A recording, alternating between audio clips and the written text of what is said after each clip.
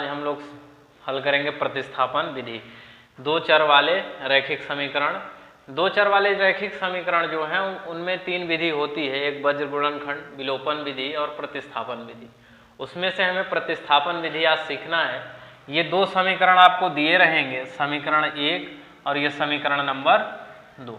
अब इसको क्या करना है कि विलोपन में हम लोग क्या करते थे कि दोनों समीकरण को साथ लेकर चलते थे, और प्रतिस्थापन में क्या करना है कि किसी भी एक समीकरण से आपको चलना है। जैसे हमने लिखा कि समीकरण 1 से, अर्थात आप समीकरण 1 से स्टार्ट करिए, 3x + y बराबर 10। अब इसमें दोनों चर जो हैं, एक चर को रखना है, बाकी को सभी को पक्षांतरण करना है। जैसे यदि आप इधर 3x को रखते हैं और इधर 10 पहले से है, यानी यहाँ से +y अगर उस साइड इसको भेजेंगे तो प्लस का है तो हो जाएगा ये माइनस में, और x का गुणांक यहाँ पर 3 है, अर्थात गुणे में 3 है, तो ये जब पक्षांतरण करेंगे तो बटे में चला जाएगा, तो 10 - y बटे 3।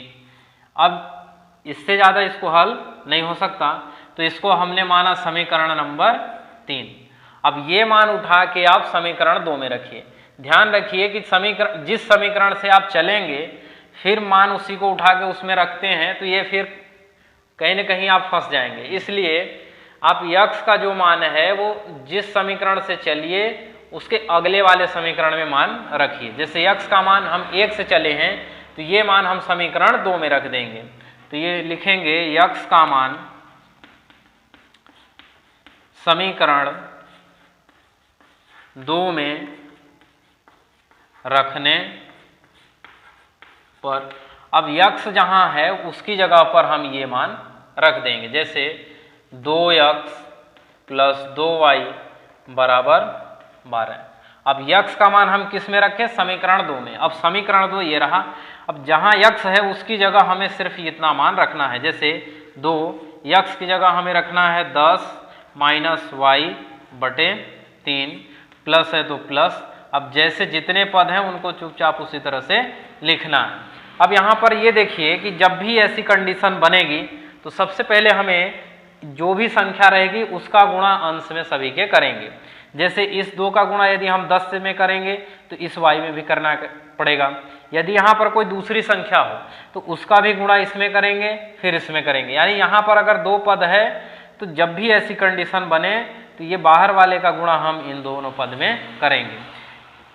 2 का गुणा 3 में कभी नहीं करना है कि ये इसका गुणा हर में करें, इनका गुणा हर में कभी नहीं करना है, इसका गुणा हमेशा अंश में ही करना है। जैसे 2 दहम 20 माइनस है तो माइनस, अब 2 का गुणा y में करेंगे तो 2y हो जाएगा, और बटे में 3 है तो दोनों के बटे में 3 कर देंगे।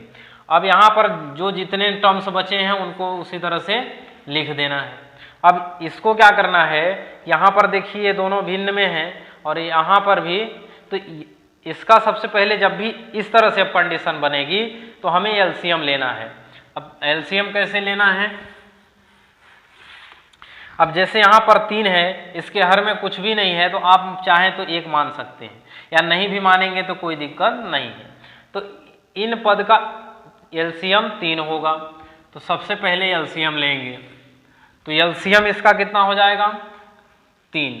अब ये 3 जो है और जो एलसीएम का 3 है इसका भाग एलसीएम वाले 3 से करेंगे, और जो भी आएगा वो अंश में गुणा करेंगे। तो इसका अर्थ है कि 20 के बटे में भी 3 है और इधर 2y के भी बटे में 3 है। तो 3 का भाग अगर 3 से करते हैं तो कट जाएगा, और जो अंश की संख्याएं हैं वो पूरे यहाँ पर उतर जाएगी। तो 20 - 2y। अब यहाँ पर ये देखिए कि इसके बटे में कुछ नहीं है तो इस 3 का गुणा इससे डायरेक्ट करेंगे, तो 3 दूना 6 हो जाएगा, प्लस का 6y, और बराबर कितना पड़ा हुआ है यहाँ पर? 12। वो 12 आप यहाँ लिख देंगे। अब जो अंश में रहेगा उसको पूरा का पूरा यही लिख लीजिए, प्लस का 6y बराबर। अब यहाँ पर 3 भाग में है तो जब बराबर को उस साइड भेजेंगे तो गुणे में चला जाएगा, यहाँ पर 3 गुणे में चला जाएगा। अब ये देखिए कि 2y है और ये 6y है, चर यहाँ पर समान है। अब जब चर समान है और चिन्ह असमान है तो असमान चिन्ह वाले घटते हैं, तो यानी 6y और यहाँ 2y चर समान है तो ये भी आपस में घट जाएंगे। तो 20 और यहाँ पर जब घटेगा और बड़ी संख्या का चिन्ह लगेगा तो 6y में से 2y अगर घटाते हैं तो अपने को यहाँ प्राप्त हो जाएगा 4y। अब बराबर 12 तिहाई 36। अब इसमें क्या करना है कि 4y को रहने देना है। अब 20 को प्लस में है, जब बराबर के उस साइड उसको भेजेंगे तो माइनस में हो जाएगा। तो 36 ये वाला और 20 को जब भेजेंगे तो 20 माइनस में चला जाएगा। अब यहाँ पर जब 36 में से क्या करेंगे 20 को अब घटा देंगे तो 36 में से जब 20 घटाएंगे तो यहाँ मिलेगा अपने को 16। अब y को रहने दीजिए, 4 जो है y का गुणांक है तो 4 को जब पक्षांतरण करेंगे तो गुणे में है तो 4 चला जाएगा भाग में।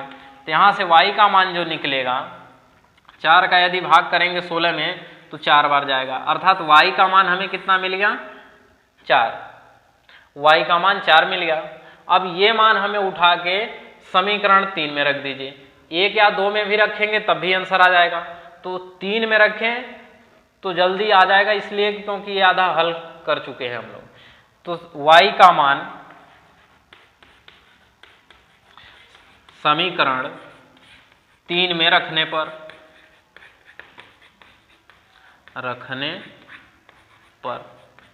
अब ये जो y है समीकरण 3 में रखेंगे, यानी समीकरण 3 पहले है उसको लिखिए, x बराबर 10 माइनस y बटे 3।